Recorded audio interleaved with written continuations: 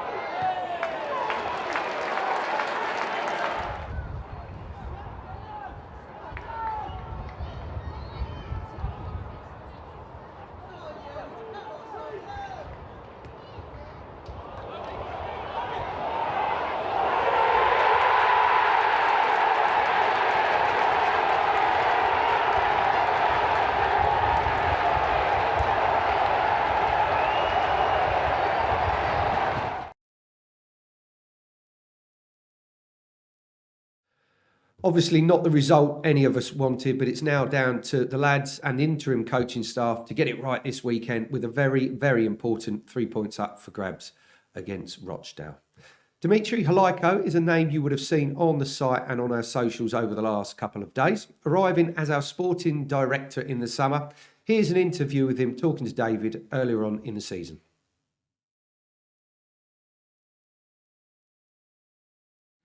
Dimitri, welcome back to Colchester United. How did this move back come about? Always kept in contact with the club, always followed the club. It's always one of the first results I look for. There's players in the first team that were young players at the club when I worked here in the academy, so always look out for them. I've always kept loose contact with the people here, whether it be the chairman or whether it be the first team management. So always had that link, and then over a few conversations, it became apparent that there was a role available that the club felt I was best suited for, and I was really interested in trying to come back and help the club move forward. And how you settled in over the past few weeks? Yeah, very good. It's good to see a few familiar faces and a few new faces as well. And to get across a couple of games at the 18s, the 21s, and also the first teams. We're just starting to get to know all the players and all of the staff and get that overall knowledge needed to then put together a strategic plan to help move us forward. Yeah, and obviously you were with Colchester United in the academy and in the football in the community a few years ago. What you've been up to in the intervening years? Yeah, I've worked at Norwich at the academy there. Worked all the way from the YDP to be the League 23s coach there when we were in the Premier League, and then went to Leicester. I was at Leicester, head of player development at Leicester from under 23s all the way down to under 9s. So oversaw the whole kind of football development programme there.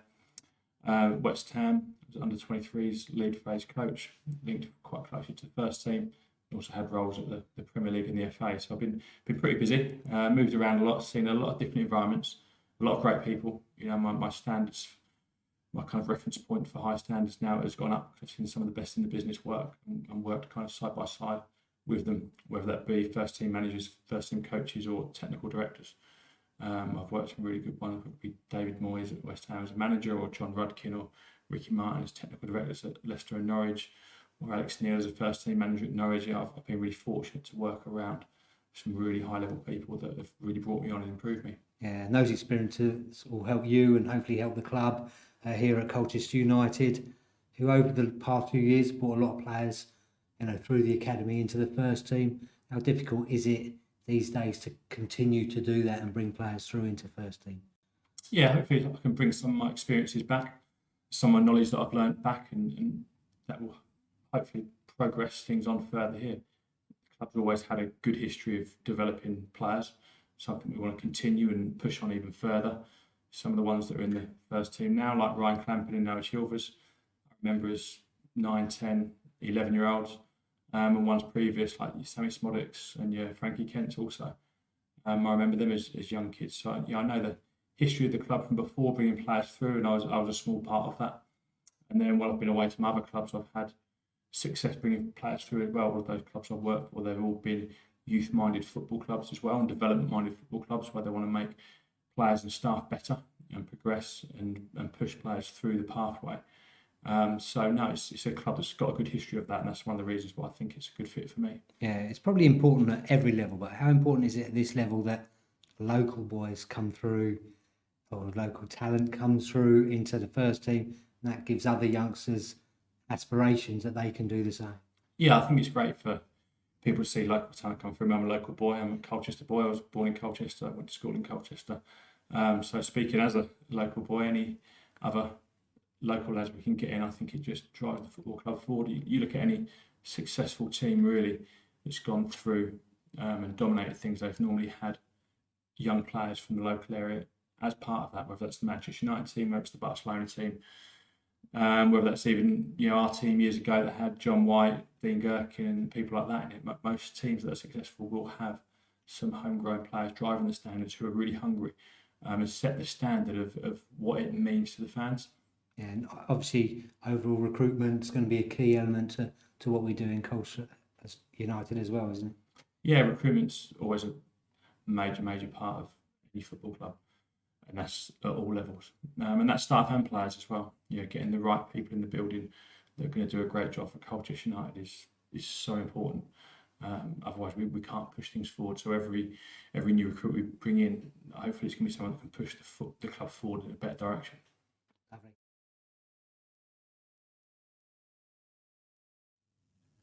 So that was Dimitri giving us a little insight into his job, and he'll be helping to search for a new head coach as per his statement yesterday, which is as follows.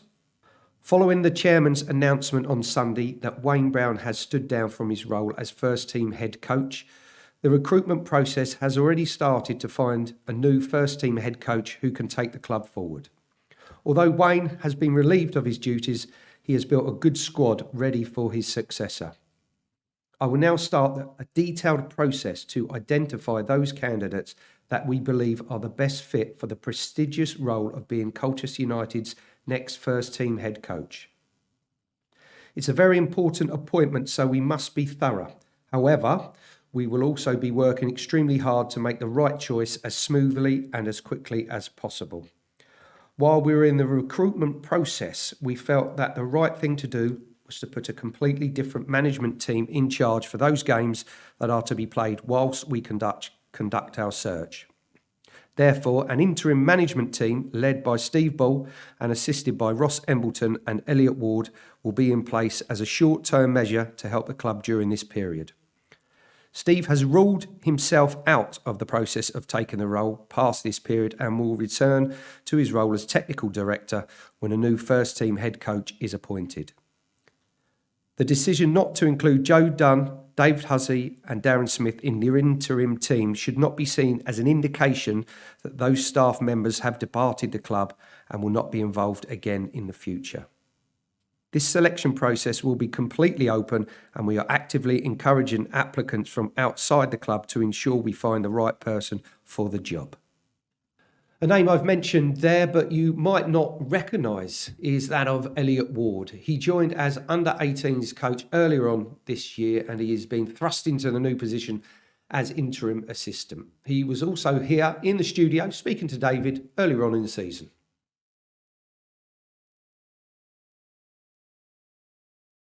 Elliot, welcome to Colchester United. How did this move come about for you? Obviously the job was up, and went for it, and it was probably the right timing for me at the after last season with Chelmsford, doing part-time at West Ham. It was something that I was probably looking towards anyway. Full-time environment again, professional environment. And yeah, once I kind of spoke to Dimitri in the club, it was quite clear that it's something I wanted to do. Excellent. And how early in your playing career did you think that coaching might be your thing, and how hard was it to do your badges while you were playing as well? Yeah, I think you don't, as a young player, you don't really think about that side. You do your level 2 in the youth team and stuff like that, so it's a long time ago. But probably it was late into my 30s, like early 30s, where I was, I think, at Blackburn. I wanted to do I had to redo my level 2 because it was that long. That was the start, and then in Notts County, things had changed in the first teams. I was with the 23s and 18s, so I started to kind of coach a little bit 6 months before my B license started. So that was probably the moment where the more I done, the more I wanted to do. Yeah. And just come off doing the A license as well. Just always wanted to kind of learn and progress. So that it's really escalated the last few seasons as I come out of professional football into the non-league scene. And so it's gone quick, and I've moved quick with it all, but it's I definitely enjoyed it more towards the end of my playing career than playing. So that's why I retired. And am I right in thinking you was with the under-14s age groups at West Ham? Yeah. So you must be looking forward to sort of stepping up into the under-18s, where they're all a little bit more eager to be closer to that first team environment. I think the last season I'd done the 14s at West Ham part-time, but I was still doing Chelmsford 18, so I had a real good balance. Real challenging because I go from doing the 18s in the day and the 14s in the night, and it poses different challenges, different styles that you have to adopt to the lads, and different ways of talking to them as well. So certainly challenges in the differences between those two age groups. Yeah. Was one of those, as a player yourself, winning's everything. You know, everyone wants to win games in professional football, but I suppose that's got to be tempered with the development of those young players as well. Yeah, I go back to that environment I just said I was in. I was in Chelmsford, where we were playing to win the league, plus develop the players, plus they had their education and A levels. So at West Ham, it's all about the development because of the age, and pushing them through and pushing them to the next level. Are they worthy of the next 2 years and things like that? So I understand the winning element of it because we've been through it.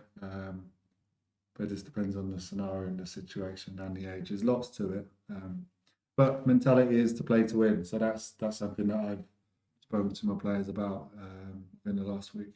Yeah, and obviously at that age, they come out of school at 16, don't they, into your under-18 environment now at the club on a full-time basis.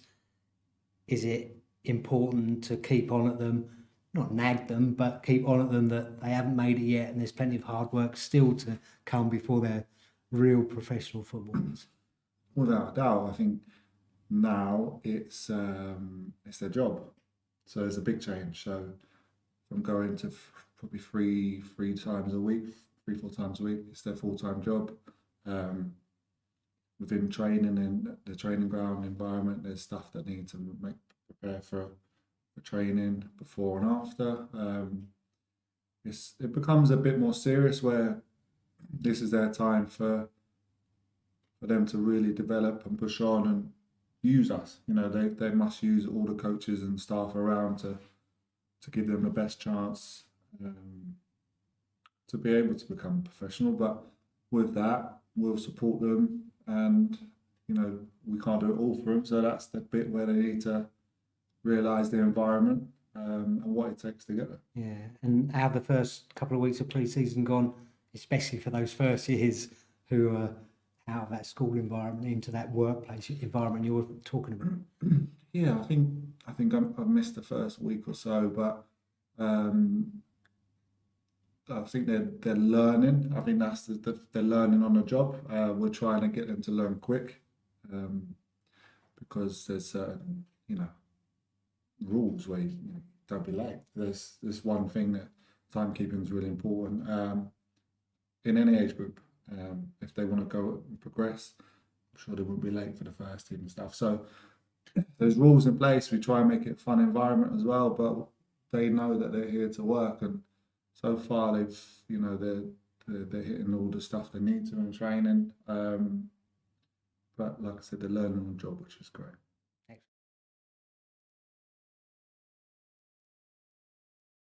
So with changes started to take place, let's get right behind the lads once again this weekend against Rochdale. As I said earlier, a massive 3 points for us. We'll have a full pre-match show on Saturday afternoon with interviews from the training ground. But before we go, send all your thoughts in to us here at Colchester, media@colchesterunited.net. That's if you want something on the big screen for the weekend or in a future programme or even something here on the show. media@colchesterunited.net. I'll leave you with some highlights from a previous game against this week's opponents, Rochdale. Have a good week. I'll see you on Saturday, and it's goodbye for now.